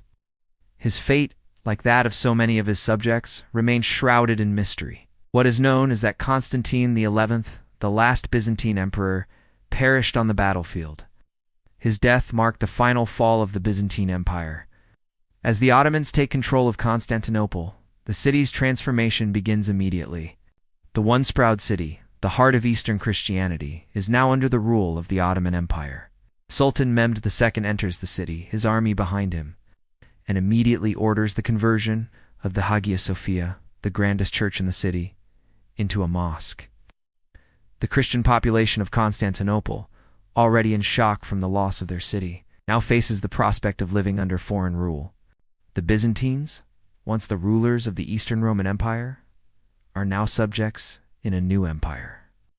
For those who survive the initial onslaught, the days that follow are filled with uncertainty. The Ottomans, having claimed their prize, now begin the process of consolidating their power. Sultan Mehmed II moves quickly to establish Ottoman control over the city, but he also recognizes the value of Constantinople as a symbol. He knows that the city's history, its wealth, and its strategic location make it a valuable asset. As a result, he is relatively lenient with the surviving citizens, allowing them to continue their lives under Ottoman rule. The Greek Orthodox Church, though diminished, continues to exist under the new regime, and the Byzantine cultural legacy is not entirely erased. Many of the city's most precious artifacts, libraries, and treasures are preserved, even if their ownership has changed. For the citizens of Constantinople, life under Ottoman rule is a harsh reality. Some convert to Islam, while others are forced to pay high taxes as non-Muslims. The once thriving city is now an Ottoman stronghold, and the Byzantines who remain are relegated to second-class status. The city's identity, once a proud symbol of Christian civilization, is now being reshaped. But despite the pain of loss, some aspects of Byzantine culture survive. The Greeks who had once ruled the city now become a significant part of the Ottoman Empire. contributing to its development in ways that would become apparent in the centuries to come. The fall of Constantinople does not mark the end of its significance. For centuries, the city will continue to play a pivotal role in world history. It will become the heart of the Ottoman Empire, a bustling hub of trade and culture that links Europe and Asia. The legacy of the Byzantine Empire, though diminished, continues to echo through the centuries, influencing art, architecture, and even the religious landscape of the region. But for the last defenders of Constantinople, the fall marks the end of an era. The Byzantine Empire, once a great power that spanned continents, is no more. Its military, weakened by years of neglect, overextension, and internal strife, could not withstand the Ottoman onslaught. The story of the Byzantine army, once the envy of the ancient world, is a tragic tale of decline of an empire that failed to adapt to the changing tides of history, of a military that could not adjust to new warfare, and of a people who could not hold on to the legacy of their ancestors. The fall of Constantinople is not just the fall of a city or an empire, it is a turning point in history, the end of the medieval era and the dawn of a new world order. The Ottoman Empire will rise, bringing with it a new power, a new way of life, and a new chapter in the history of Europe and the Middle East. And as you stand among the ruins of what was once the heart of the Byzantine world, you might wonder, how did the Byzantine military, once so strong, fall so far? What lessons can be learned from their decline? And what happens when an empire, once proud and powerful, loses the strength to defend its own legacy? The fall of Constantinople and the decline of the Byzantine military serves as a reminder of the fragility of empire and the delicate balance between strength and weakness in the face of an ever-changing world. In the bustling streets of Constantinople, where the market stalls once overflowed with exotic spices, textiles, and goods from the farthest reaches of the known world, an invisible threat looms just beneath the surface. The city, a proud beacon of Byzantine civilization, is filled with the clamor of daily life, the cries of merchants haggling over prices, the prayers from the many churches, the rumbling of carts rolling through the cobbled streets. But amidst this vibrancy, a shadow is creeping across the city, unnoticed by many of its citizens. The plague, a disease that has ravaged entire cities in the past, is now quietly taking hold in Constantinople. The year is 541 AD, and the city's population is teeming with life an eclectic mix of merchants, soldiers, nobles, laborers, and clergy. The Byzantine Empire, though in decline, still holds power over much of the eastern Mediterranean, and Constantinople remains a thriving hub of culture, politics, and commerce. However, the city's growing population, coupled with overcrowding and unsanitary living conditions, makes it a perfect breeding ground for disease. You walk through the narrow streets, where the scent of freshly baked bread mingles with the musty smells of the uncleaned gutters.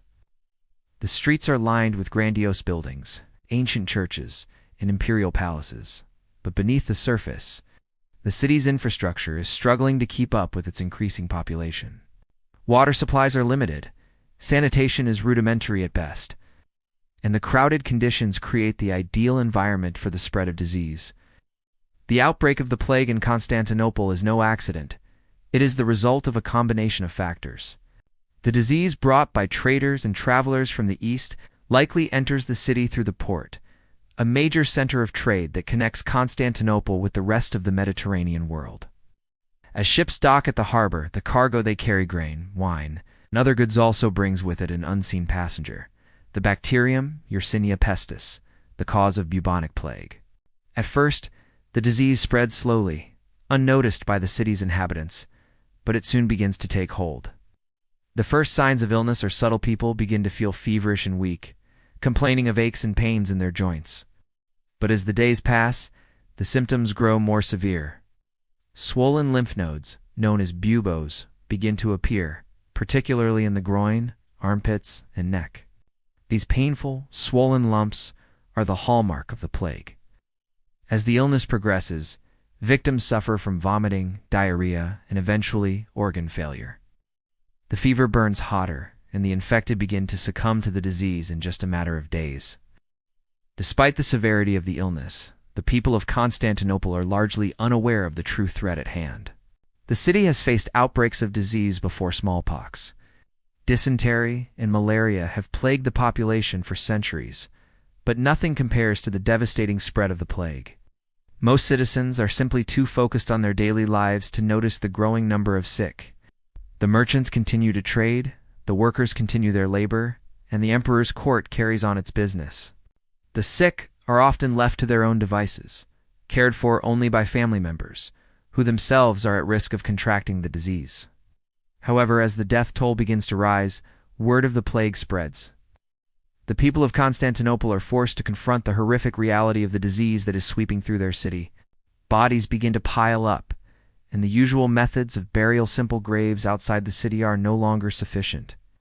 The streets are filled with the dead, and soon mass graves are dug to accommodate the overwhelming number of casualties. The emperor's officials, though slow to react, eventually issued decrees to help control the spread of the plague, ordering the isolation of the sick and attempting to contain the outbreak, but by then it is too late. The plague is already well on its way through the city, and the damage is irreparable. In the midst of this turmoil, you might hear whispers of fear and superstition. The people of Constantinople, like those in other cities around the world, struggle to understand the nature of the disease. Some blame the gods, believing that the plague is a divine punishment for the sins of the people.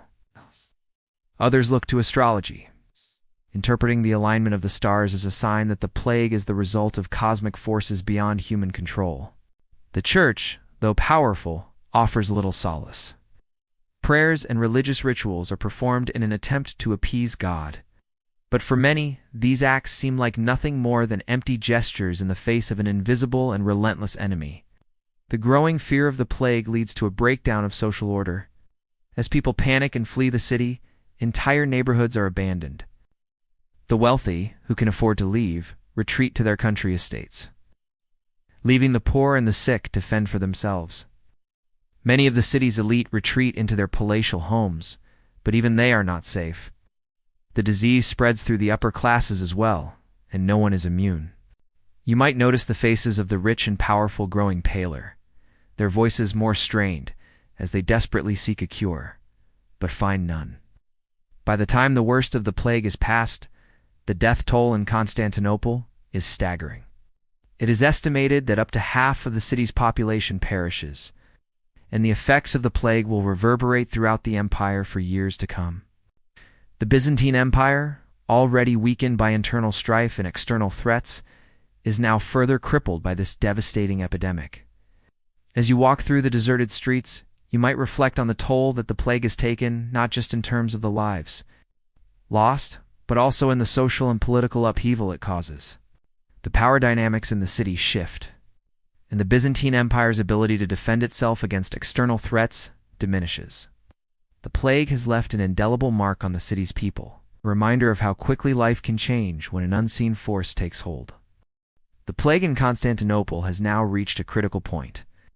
The city's heart is beating slower, its pulse weak, as the sickness spreads like wildfire. The streets, once crowded with bustling markets and lively conversation, are now eerily quiet. People are afraid to venture outside, and when they do, they keep their heads low, their eyes filled with a mixture of fear and disbelief. The worst of the plague has arrived, and the city is reeling under its weight. In the imperial palace, the emperor, Justinian I, struggles to maintain control over a dying empire. His government, already strained by political infighting and external threats, now faces the added burden of an outbreak that is devastating the population. At the same time, Justinian faces increasing pressure from his military leaders, who fear that the weakened state of the city will leave it vulnerable to foreign invasion. The empire is in turmoil, and Justinian knows that he must act quickly to protect what is left of his power. Despite his best efforts to curb the disease, Constantinople is losing the battle. The sick flood the city's hospitals, their bodies racked with fever and swelling. Many of the doctors who remain in the city are overwhelmed by the sheer number of patients, and there are no effective treatments for the plague. The usual methods of care, herbal remedies, prayers, and rudimentary surgeries are of little use against such a deadly disease. The wealthy, who can afford to pay for better care, retreat to their homes or flee the city entirely. Those who are left behind to care for the sick, particularly the poor and the lower classes, are often infected themselves, caught in a cycle of despair. The imperial response is slow and ineffective. The government issues proclamations to quarantine the sick, but these orders are difficult to enforce. With so many people falling ill and so few resources available to treat them, the effort is in vain. As the death toll rises, the streets are filled with the bodies of the dead, and makeshift burial sites appear in the most unexpected of places, outside churches, in vacant fields, and along the city's walls. The usual methods of dealing with the dead, which once involved careful preparation and ritual, now seem almost irrelevant. There is no time for the dignity of proper burial. Instead, the dead are hastily buried, often without ceremony. The disease, of course, knows no social or political boundaries. No one is safe from the plague, not even the imperial family. In the weeks that follow, rumors spread that the emperor's own court is in disarray, with several prominent figures succumbing to the illness. The chaos inside the palace mirrors the growing disorder in the city. The once tight control of the Byzantine state is slipping through Justinian's fingers as the plague continues to rage. Outside of Constantinople, the empire faces further strain. The military, already stretched thin due to the ongoing conflicts in North Africa and Italy, finds itself unable to offer any help to the city. There are reports that even the distant provinces of the empire are suffering, with the plague spreading rapidly through trade routes. The land that once supported the Byzantine army is now decimated by the disease. The empire's ability to maintain its borders and defend itself from invasion has been gravely weakened. But even in the midst of this widespread despair, a few pockets of hope remain. The city's church, as it often has in times of crisis, takes a central role in offering both comfort and aid to the people. The Orthodox clergy, though few in number, among the only figures still seen walking through the streets, offering prayers and distributing whatever food and supplies remain. The church's presence provides some semblance of order amidst the chaos, and for many, it is the only source of solace. Yet even the church is not immune to the impact of the plague. The monks and priests who serve the community are themselves falling ill. Their ability to care for the sick severely limited. Despite their tireless efforts, the church's resources are dwindling. The once bustling monasteries are now silent, their libraries gathering dust as the monks retreat to tend to the sick or flee the city. The clergy, like everyone else, are struggling to survive in a city that seems to be falling apart at the seams. In the marketplace, those who are able to work, usually the laborers and tradesmen, continue to ply their trade, though business is slow. The prices of basic goods, such as food and clothing, have skyrocketed as supplies dwindle. The poor are hit hardest by the epidemic, as they are often the most vulnerable to disease and the least able to afford medical care. These individuals are left to fend for themselves, often in overcrowded, unsanitary conditions, further compounding their risk of contracting the plague. As the months drag on, the people of Constantinople are beginning to realize that the city may never fully recover from this outbreak. Though the worst of the plague seems to have passed, the damage it has caused is irreversible. The population of the city has been decimated, and many of the skills and trades that once defined Constantinople's vibrant economy are now lost. The plague has stripped away the life of the city, and the once bustling streets are now empty and quiet. As you walk through these streets, you begin to feel the weight of the loss. The grandeur of Constantinople's architectural wonders seems muted, as though the soul of the city has been drained away. The once lively markets that filled the Grand Bazaar are now shadows of their former selves. The echo of silence fills the air where trade once flourished, and the sounds of laughter and conversation have been replaced by the distant groans of the sick and dying. The Empire's pride, the great city that once stood as the center of the world, now feels like a place abandoned, a place haunted by its former glory. The effects of the plague will continue to be felt for years to come. The city may survive, but it will never be the same. The once great Byzantine Empire, though still alive in some form, is now irrevocably weakened. Its military, its economy, and its very soul have been fractured by the plague, leaving behind a society that will never fully recover.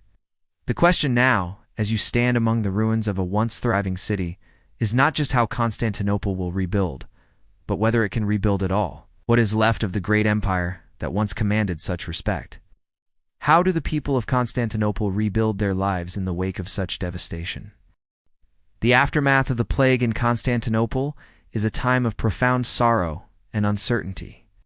As the final waves of the disease pass through the city, leaving behind a staggering death toll, a sense of stillness settles over Constantinople. Wow. The once thriving, bustling streets now appear desolate, and the city's former vibrancy has been drained. But even as the city mourns the loss of its people, there is an undeniable resilience in the air. Slowly, and with much difficulty, life begins to return to the city. The first task, however, is grim. The bodies of the dead, once hastily buried in mass graves, now need to be properly interred. A somber air hangs over the city as the survivors, those who managed to evade the disease, begin to take stock of the toll that the plague has taken. The once populous neighborhoods of Constantinople are now eerily empty. The sound of human life now a rare and precious occurrence. The few markets that remain open see only a trickle of trade, as the city's economy lies in ruins. The rebuilding process is not just physical but emotional. Families are shattered, homes and businesses are lost, and there is no clear path forward. The young and the old, the sick and the healthy have all been affected by the plague. The emotional weight is heavy on the survivors, as many struggle to find meaning in the wake of such a massive loss. As you walk through the remnants of the city, you witness the silence of grief, the faces of those who have lost loved ones, and the quiet steps of those who are left behind, trying to piece together what remains. In the years following the plague, the city will begin the long, painful journey to recovery. But this recovery is not swift. It is not just the rebuilding of homes, businesses, and markets. It is the rebuilding of the city's soul. The Byzantine Empire, already weakened by internal strife and external threats, now finds itself facing an even more difficult challenge. The plague has depleted the ranks of the army and the clergy, leaving gaps in leadership and defense. It has weakened the economy and left the population vulnerable to future threats. Emperor Justinian, who has long held the title of protector and ruler of the Byzantine world, now faces an empire that is no longer capable of holding on to its former strength. The empire's defenses are in disarray, and the emperor himself is seen as less a symbol of power and more a figure struggling to maintain control in a rapidly changing world. The once proud military, which had once spread its influence from the Mediterranean to the edges of the Middle East, is now a fraction of its former self. The plague has claimed soldiers, generals, and strategic leaders alike, leaving behind a weakened force that struggles to maintain its authority. The economy, too, has been severely crippled. With so many workers dead, the labor force is dramatically reduced. The artisans, traders, and craftsmen who once gave Constantinople its thriving economy are now gone or scattered. Even the wealthiest families in the city, who had once been able to isolate themselves from the common people, are now struggling. The city's finances, which had been already strained due to the empire's continuous wars, now seem irreparably broken. Trade has slowed dramatically, and the famed Silk Road connections are no longer as profitable.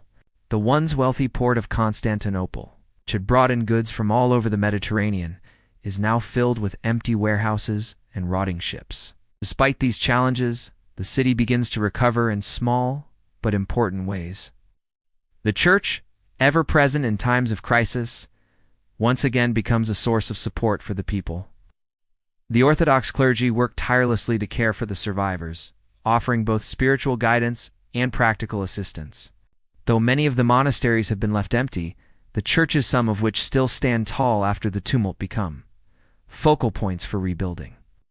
While the economy falters, the cultural heritage of Constantinople remains intact. The libraries and schools, though severely depleted, are slowly re-established as the Byzantines try to rebuild the intellectual backbone of their society. What was once lost, in terms of art, literature, and history, is slowly being recovered, though it will never fully return to its former glory. Social structures, too, begin to shift. The long-held hierarchies of Byzantine society have been disrupted. The wealthy elites who once stood above the rest are now on more equal footing with the lower classes. Many of the nobility who have lost family members and estates struggled to regain their position, while new families emerge from the ranks of the common people. The gap between the rich and the poor narrows, though only slightly, as the city begins to rebuild its social fabric. The army, which was once a defining force in the empire, must also start over. The plague has taken many of its seasoned warriors, leaving only a small, inexperienced force to defend the city. However, there are those who see this as an opportunity to reform. The generals and military leaders who survive must find new ways to motivate and train the army. Relying on new methods of warfare to fill the gaps left by the loss of their traditional fighting forces, the re-establishment of a strong military presence is crucial for the survival of the city, but it will take time. Despite all the hardships, a sense of hope begins to emerge, albeit slowly. The people of Constantinople, though battered, are determined. They have faced countless challenges throughout the centuries: sieges, invasions, and political intrigue. Now, in the face of this invisible enemy, they show the same resilience. The city that had once been the center of a vast empire is now a smaller, quieter place, but it still has much to offer. Its unique position at the crossroads of East and West ensures that it will continue to be a cultural and political hub, even as it struggles to recover from its wounds. But the plague has left its mark, not just on the city, but on the empire as a whole. The Byzantine Empire, which once commanded great influence across the Mediterranean and beyond, is now a much weaker shadow of its former self. Though it will continue to survive for several more centuries, it is clear that the empire will never return to its former grandeur. The plague has made that certain. In the wake of such devastation, the people of Constantinople are forced to ask, can an empire ever truly recover from such a loss? What remains of a city when so many of its people are gone? What can be rebuilt when the heart of a civilization has been ripped out? These are questions that will linger in the minds of the survivors for generations. Yet, the Byzantine spirit remains unbroken. The city of Constantinople, even after the plague, will continue to be a beacon of resilience in history. Though it will no longer be the empire it once was, it will remain a symbol of endurance, a place where the old world meets the new, and where history continues to unfold, even in the face of tragedy. As you walk through the still bustling markets of Constantinople, it's hard not to feel the pulse of life amid the uncertainty of the times. While much of the Byzantine Empire has faltered under the weight of internal conflict, foreign invasions, and the plague, the merchant class has become one of the few stabilizing forces in the city. The marketplace is where the old world and the new met a place of trade, ideas, and survival. Here, the resilience of Constantinople is most apparent. The merchants of this city, much like the city itself, have weathered countless storms, and now, in the face of the empire's gradual collapse, they are the ones holding it all together. In many ways, the merchant class of Constantinople is a microcosm of the empire's shifting fortunes. Once the Byzantine Empire stood as a powerhouse in trade and commerce. Its strategic location linking the East and West, Constantinople, positioned between Europe and Asia, controlled some of the most lucrative trade routes in the world. The merchants who worked within this sphere were immensely powerful. They brought luxury goods such as silk, spices, and precious metals into the heart of the empire, fueling the wealth and grandeur of the Byzantine court. But as the centuries passed, the empire began to decline. The military strength waned, its territorial holdings shrank, and its political power diminished. However, one constant remained: the flow of trade. The merchants continued to sell their goods in the Grand Bazaar, a labyrinth of stalls and shops that connected the many diverse peoples and cultures who passed through Constantinople. While the Byzantine Empire's political and military might was faltering, the merchants adapted. They diversified, moving beyond Byzantine-controlled territories and establishing links with distant lands. It's often finding ways to circumvent the weakening Byzantine government. By the 14th and 15th centuries, the role of the merchant class had become more critical than ever. The once mighty Byzantine Empire, now a fragment of its former self, was increasingly dependent on trade to fuel its economy. The merchants, while no longer operating in the same grandeur as their predecessors, still carried the torch of the city's economic vitality. You can feel it in the crowded streets of the marketplace, where Italian, Venetian, and Genoese traders, some of the most powerful foreign merchants, compete for influence and profit. They are part of the global web that connects Constantinople to the world, with goods coming from as far east as India and China, and as far west as Italy and France. The Byzantine merchants who once stood at the heart of this trade are now struggling to maintain their dominance. The city's economy is in turmoil, partly due to the Ottoman siege, the plague, and the shrinking borders of the empire. Despite this, the merchant class continues to operate as the lifeblood of the city. They are the bridge between the old empire and the rising powers of Europe. As you walk through the narrow alleys of Constantinople, you witness this struggle for survival firsthand. The goods are fewer, but they still come fine silks, spices, ceramics, and imported treasures. While the prices have risen and trade has slowed, the merchants hold on to what they have, adapting to the changing times. In this environment, merchants have become a powerful, if somewhat subtle, force. They may not wield the swords and shields of the military, nor do they hold the official titles of nobility, but they possess the keys to survival. The merchants are not simply trading goods. They are trading the very future of Constantinople. Without them, the city would have long ago slipped into irrelevance. It is their connections, their trade routes, and their ability to navigate both the bureaucracy and the changing geopolitics of the time that sustain the city through its darkest hours. But while they are essential to the city's survival, the role of the merchant class is not without its challenges. As Constantinople's political power wanes and the Ottomans grow stronger, trade becomes increasingly difficult to maintain. The growing Ottoman presence along the Bosporus and the encroaching Ottoman Empire present both opportunities and threats. While some merchants see the Ottoman expansion as a chance for new trade deals and alliances, others view it as a dangerous shift in power. The very lifeblood of Constantinople, its access to global trade, is at risk, and the merchant class is forced to adapt once again. Should they negotiate with the Ottomans, accepting their rising power, or do they attempt to maintain their Byzantine identity, even as the empire crumbles? As you wander through the market, you hear whispers of these internal tensions. Some merchants are secretly preparing to relocate their operations, seeking safer havens in the West. In cities like Venice or Genoa, where trade is still thriving, others are more optimistic, believing that the Byzantine spirit will survive, and that trade will continue to flow through Constantinople, even under Ottoman rule. The merchants of Constantinople, like the city itself, are caught between the old world and the new. It is in these bustling markets, though, that the true resilience of the people can be seen. Despite the challenges they faced, these war and economic instabilities, the merchants continue to trade, haggle, and survive. The city's market is not just an economic center. It is a symbol of the strength of the people. The merchants know that their survival depends not just on the products they sell, but on the city's ability to maintain its strategic position. The trade routes may shift, the borders may change, but the merchants know that Constantinople, as long as it exists, will remain a vital crossroads for the world. In the shadow of the crumbling empire, these traders continue to provide the lifeblood of the city. Even in the face of the Ottoman siege, they continue to barter, to sell, to negotiate.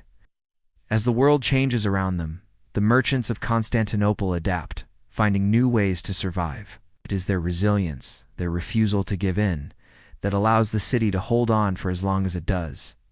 The question now, as you watch the merchants haggle in the fading light of day, is whether Constantinople will survive.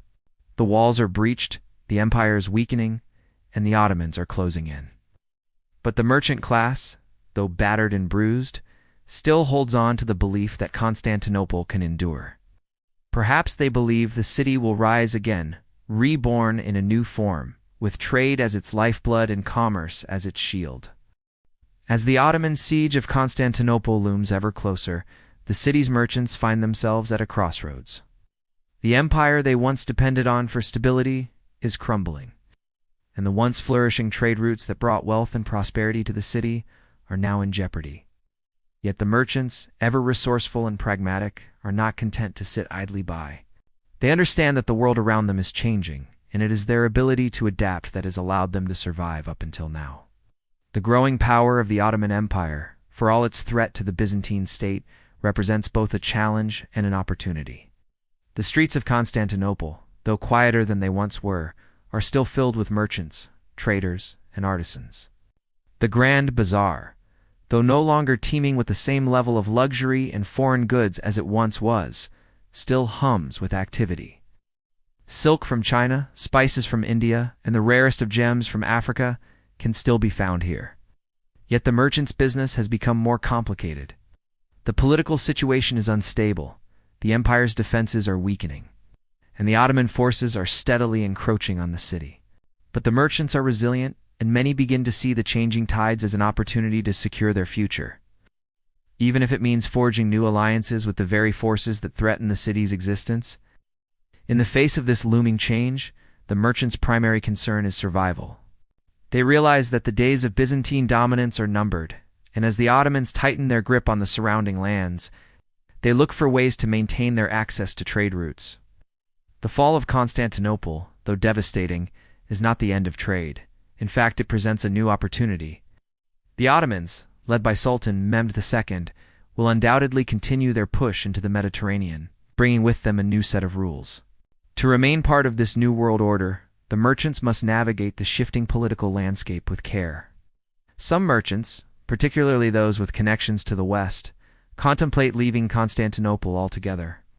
The cities of Venice, Genoa, and even Rome are still flourishing, and the Western powers remain relatively untouched by the growing Ottoman threat. For them, relocation may be a safer and more prosperous option. Their business ventures could thrive in these cities where commerce still enjoys a sense of stability. But for many of the merchants of Constantinople, especially those with deep ties to the city and the Byzantine Empire, the idea of leaving is unthinkable. Their wealth, their families, and their identities are bound to the city that has been their home for generations. They have no desire to abandon it now, even if the city itself is falling. As the Ottoman forces encircle Constantinople, some merchants begin to explore a different course of action. Instead of fleeing, they try to negotiate with the incoming Ottomans, sensing that survival depends on cooperation. They realize that the Ottomans, with their control over key trade routes, may provide a new set of opportunities for the exchange of goods. The merchant class begins to engage with Ottoman officials, hoping to forge agreements that will allow them to continue trading in the city even under new rule. In the face of impending change, some merchants take a more subtle approach. They begin to slowly shift their trade to the Ottoman-controlled areas. They establish new business connections with Ottoman traders, ensuring that their goods can flow freely within the new empire. The Byzantine merchants, often skilled in negotiation, find that their experience with a declining empire gives them a unique advantage in dealing with the Ottomans. The Ottomans, having a practical understanding of the economic importance of Constantinople, are more than willing to negotiate favorable terms with those who control the flow of goods into and out of the city. The merchants who are able to secure such terms will have a significant advantage, as the old order gives way to the new. Despite the turbulence, some merchants hold out hope that the Byzantine Empire, or at least Constantinople, can survive as a center of commerce. But these are the dreamers, those who refuse to accept that the Ottomans will completely take over. They cling to the belief that the Ottoman Empire will eventually collapse under its own weight, and that Constantinople will once again be ruled by the Byzantines. These idealists are few, however, as the majority of the merchant class begins to accept that their future will depend on adjusting to Ottoman rule. The idea of defending the city at all costs is no longer a priority for most of them. Rather, it is securing their livelihoods and maintaining access to the lucrative trade routes that are their main concern. One of the more pragmatic responses to the Ottoman threat comes from the Genoese merchants in Constantinople, who have long had a strong presence in the city. They establish quiet negotiations with Sultan Mehmed II, offering trade agreements in exchange for continued business operations within the city. The Genoese, unlike the Venetians or the Byzantines, are willing to compromise with the Ottomans.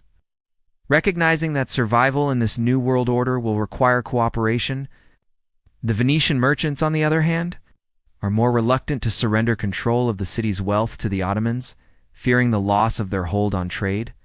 As the Ottomans prepare to breach the city's walls, tensions rise within the merchant class itself, with some factions seeking to protect the old ways, while others embrace the changes that are coming. Amid these changing alliances, it's clear that the future of Constantinople's merchant class depends on their ability to adapt. They are caught between two worlds, the dying Byzantine Empire and the rising Ottoman Empire. But no matter how they respond to the shift in power, one thing remains constant: the merchants will continue to drive the economy. Whether under the banner of Byzantium or the Ottomans, For them, trade is more than just business, it is survival. As the city falls into chaos, the merchants, ever resourceful, are the ones who will find new paths forward. As the Ottoman siege progresses and the city's walls begin to crumble, the merchants who remain inside Constantinople are left with one question: how can they continue to thrive in the face of such destruction? For those who can make the necessary adjustments, the future may hold new opportunities in an empire that spans continents. But for others, the fall of Constantinople marks the end of their world, as the old order is swept away in the tide of history. As the final assault on Constantinople begins, the merchants of the city are thrust into a new reality. The sounds of the Ottoman cannons echo through the streets, and the weight of the crumbling empire bears down on the shoulders of the people who have, for so long, been the lifeblood of the city's economy. The walls that have protected Constantinople for centuries are no longer enough to hold back the Ottoman forces. And the merchant class, once the heart of the Byzantine Empire's commercial prowess, find themselves caught in the transition from one world to another. The Ottomans, upon breaching the walls and securing the city, swiftly moved to establish their rule over Constantinople. Sultan Mehmed II, ever pragmatic, knows the value of the city's economic engine. Although the conquest is a military victory, he understands that the true strength of Constantinople lies in its position as a center of trade, commerce, and culture. For the Ottomans to maintain control over their newly conquered city, they must find a way to harness the power of the merchants who have, for centuries, controlled the flow of goods in and out of the city.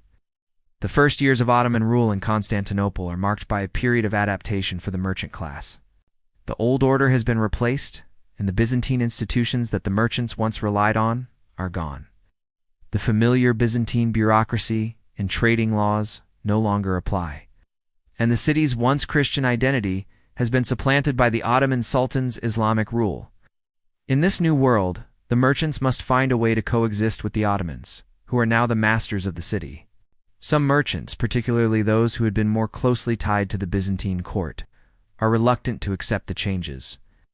The fall of Constantinople represents the end of a world they once knew, the loss of an empire that had, at its peak, ruled over vast territories and commanded the respect of the Christian world.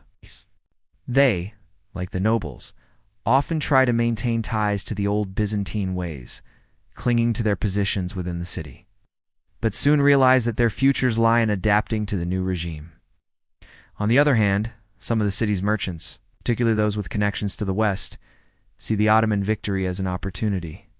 They quickly recognize that the Ottomans, while new rulers bring stability to the region, trade in the Eastern Mediterranean can flourish under Ottoman control. And these merchants begin to establish ties with Ottoman officials, recognizing that their survival depends on cooperation with the new regime. They are the first to adapt, establishing trade routes with Ottoman-controlled lands, and ensuring that their goods can still flow through the city. For many of the remaining merchants, the Ottoman Empire's rule initially offers a reprieve. Sultan Mehmed II, understanding the importance of Constantinople as a commercial hub, grants many of the city's merchants a certain degree of autonomy. He allows them to continue their trade, albeit under Ottoman supervision, and promises security and stability. The Grand Bazaar, once a central point of Byzantine commerce, remains a bustling hub, now populated by both local merchants and Ottoman traders.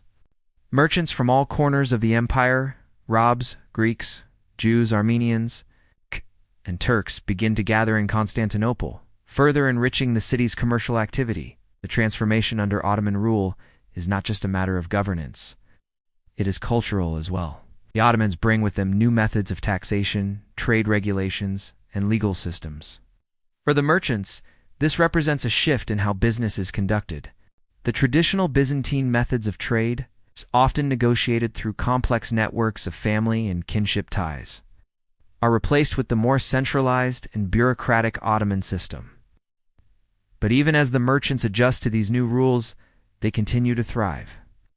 The new empire provides the merchants with access to markets that had previously been inaccessible, and as Ottoman control expands into the Balkans, Anatolia and the Middle East, Constantinople becomes even more integral to the flow of goods between East and West.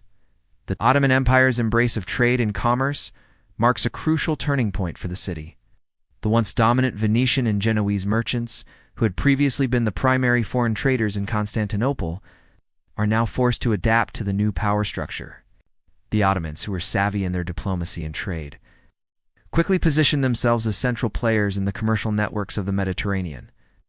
They understand that the wealth and power of the empire depend not only on military conquests, but on maintaining control over trade routes and facilitating the exchange of goods. In this new world, the role of the merchant class is paramount. As the Ottomans consolidate their control, they begin to restructure the city's economy around trade. The merchants, who once operated under Byzantine protection, now find themselves navigating the complexities of Ottoman rule. The new system is both a challenge and an opportunity to tap into the vast Ottoman trade network, but also a challenge to operate within a more regulated, state-controlled environment. For the Ottoman rulers, the merchant class is not just an economic asset. It is also a tool for cementing their control over the empire.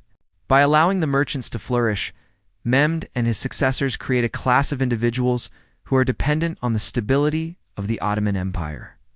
These merchants become an important link in the empire's vast network, ensuring that trade continues to flow smoothly and that the Ottomans maintain their grip on Constantinople and the wider region. But as the years pass, the merchant class begins to change. The foreign merchants who once dominated the city are now seen as less powerful, their influence waning in favor of those who have learned to adapt to Ottoman rule. The local merchants, once marginalized under Byzantine control, begin to rise in prominence. By the time the Ottoman Empire reaches its height, the merchant class in Constantinople is no longer defined by its ties to the past, but by its ability to thrive under Ottoman rule. The legacy of the Byzantine merchant class, though altered, does not disappear. It lives on through the Ottomans, whose economic policies and embrace of trade ensure that Constantinople remains one of the most important commercial hubs in the world. The merchants of Constantinople, through their resilience and adaptability, contribute to the lasting legacy of the Ottoman Empire.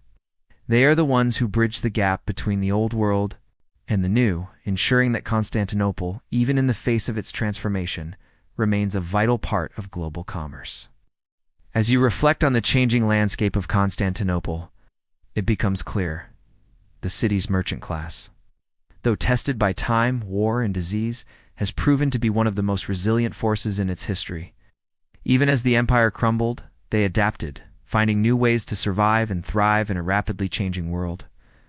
The fall of the Byzantine Empire, while catastrophic, led to the rise of a new commercial order in the city, one in which the merchants played a central role. Through their trade and resilience, they ensured that Constantinople would continue to be a key player in world history, albeit under a different banner.